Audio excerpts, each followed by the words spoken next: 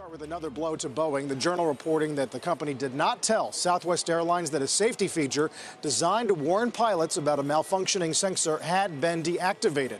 In a statement to CNBC, Southwest says Boeing told the airline the feature was turned off after the Lion Air crash in Indonesia and would require the purchase of an additional package to work.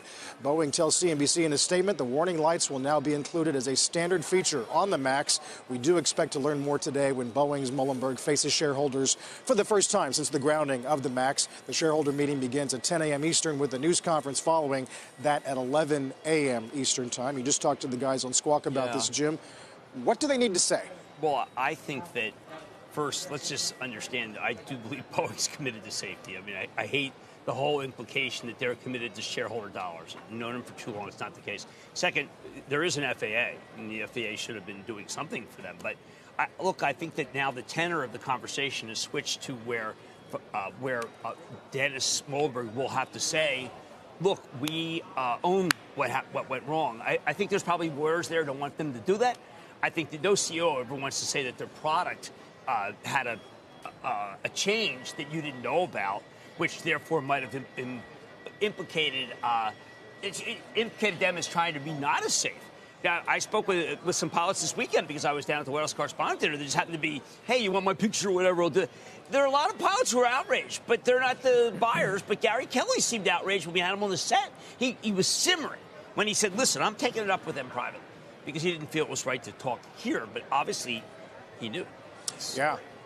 David, Andy Pastor of the Wall Street Journal, who writes this piece today, was on Squawk this morning and argues even if the fix is close, which he believes it is, a lot of this involves sort of the back and forth response they had, somewhat defensive, somewhat open to input. It's that response, and now it's selling it to consumers to get them to believe that, yes, in fact, we've addressed this completely.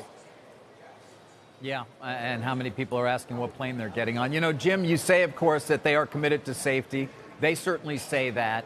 The fact pattern, though, is not necessarily completely indicative of that. And I don't know where this ends up in terms of Boeing's reputation long term.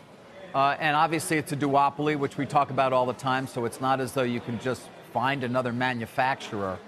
But you really don't think that they're going to suffer or are suffering as a result of what's going on? I don't want to put words in your mouth, but just saying simply that they're committed to safety, I don't know, they seem to be committed to a bunch of other things, too. Well, look, obviously, if this could come down to emails saying, listen, we shouldn't do this. And that would certainly go along with your narrative, David.